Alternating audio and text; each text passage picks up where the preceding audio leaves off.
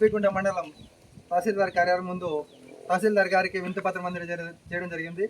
అందులో భాగంగా నూతనంగా ఈ మండలంలో దాదాపుగా 4 పంచాయతీలలో ఏర్పాటు అవుతున్న నూతన సోలార్ వ్యతిరేకంగా ఇక్కడ ఉన్నటువంటి ప్రతి రైతు కుటుంబం తరఫున కూడా ఈరోజు ప్రభుత్వానికి అర్జీ రూపంలో ఇవ్వడం జరిగింది. అదేవిధంగా ఈ నూతన సోలార్ వలన రైతులు అదేవిధంగా రైతు కుటుంబాలు పూర్తిగా చిన్న భిన్నమయ్యే పరిస్థితి ఏర్పడుతుంది. కాబట్టి ప్రభుత్వానికి ఎన్నోసార్లు కూడా వినతి పత్రాల ద్వారా తెలియజేసినప్పటికీ కూడా ప్రభుత్వానికి తెలియకుండా కొంతమంది దళారులు అయితేనేమి, కొంతమంది పారిశ్రామికవేత్తలు అయితేనేమి ప్రభుత్వానికి తెలియకుండా భూమిపై చేస్తున్న పరిస్థితులు ఈరోజు ఈ యొక్క ప్రాంతంలో కనబడుతుంది.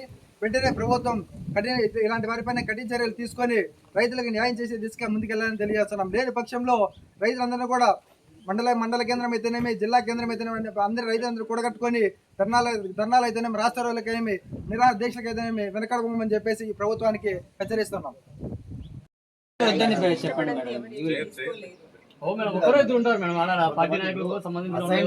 మాది గవర్నమెంట్ది, ఎప్పటికైనా మేమే జప్తు చేసుకుంటాం. రైట్, మీరు చెప్తాను వాస్తవమే. అసైన్ ల్యాండ్ మీకు జప్తు చేసుకునే రైట్స్ ఉన్నాయి కాబట్టి మీరు మాట్లాడుతున్నారు. కానీ ఇది ఏళ్ళ తరబడి రాళ్ళు రెప్పలు వేసి కండలు దూలాలు చేసుకొని కష్టపడిన రైతులు కూడా మీరు కొంతమంది ఉంటేనే ఈ సాగులో వాళ్ళు ఉన్నారు కాబట్టి మీరు అసైన్ ఇచ్చారు. అంతే కదా. ఇప్పటికి 20 సంవత్సరాలు అయింది. యాజ్ ఏ రూల్ ప్రకారం అయితే ఇప్పటికీ అది పాత పట్ట అయిపోవాలా. మా కర్మ కాలి ఈ పెడవల్లి ప్రాజెక్టులో అప్పుడు జియో పాస్ చేస్తే కోర్టులో స్టే వేసి ఇప్పుడు మాకు రాలే.